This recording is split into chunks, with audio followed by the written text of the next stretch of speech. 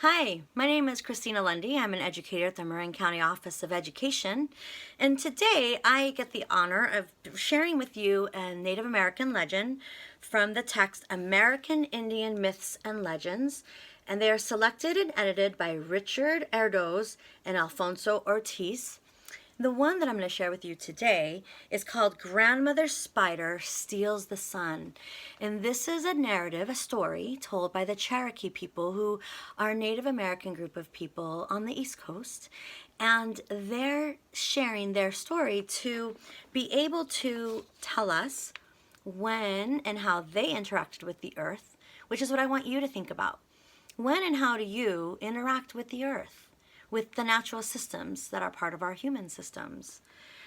And we're going to hear the story of how they made their observations, how they took the time to observe the patterns of the night sky and of the sun to make some ideas about their environment.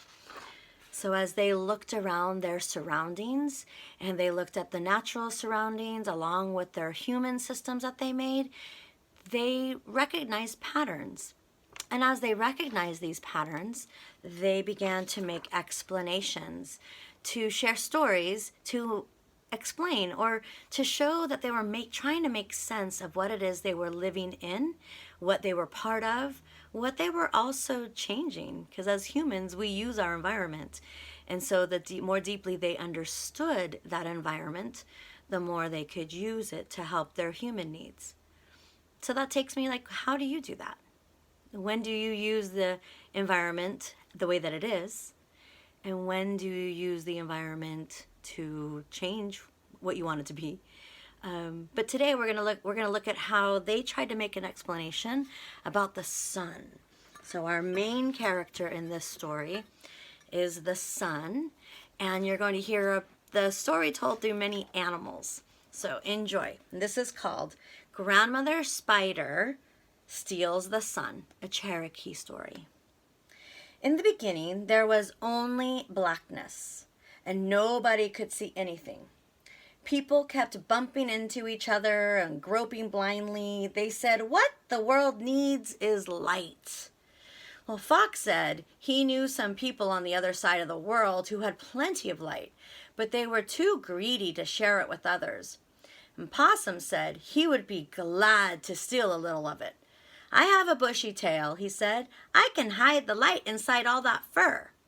Then he set out for the other side of the world. There he found the sun hanging in a tree and lighting everything up. He sneaked over to the sun, picked out a tiny piece of light and stuffed it into his tail. But the light was hot and burned all the fur off.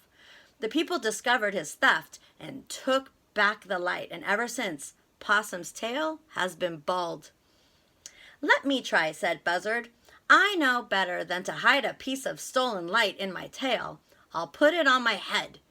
He flew to the other side of the world and, diving straight into the sun, seized it in his claws. He put it on his head, but his burned head his feathers off.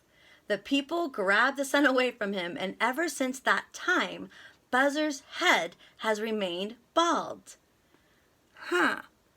So here we've heard about two animals who attempted to steal the sun, and that had effects on their structure of their bodies.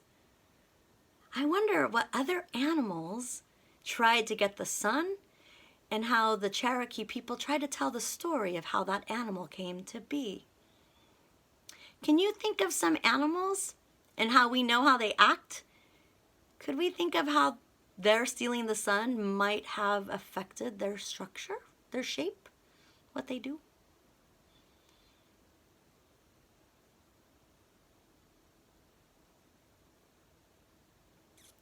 We often hear about the coyote.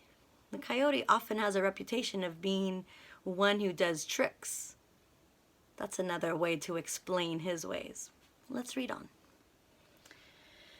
So then Grandmother Spider said, "Let me try." First, she made a thick-walled pot of clay. Next, she spun a web reaching all the way to the other side of the world. She was so small that none of the people there noticed her coming.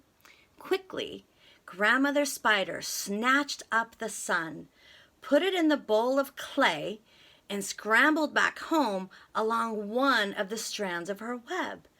Now her side of the world had light, and everyone rejoiced. Spider Woman brought not only the sun to the Cherokee, but fire with it. And besides that, she taught the Cherokee people the art of pottery making.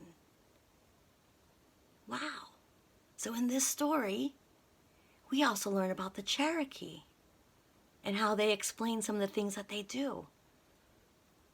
What were some of those things that we learned about the Cherokee and what they do?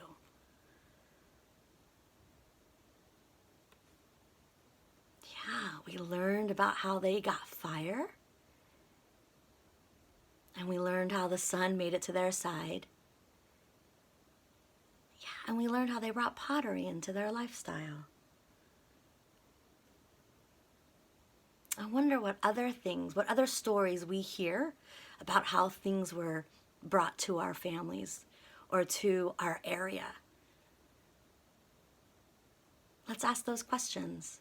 Let's find out how these things came to our place or how we got them.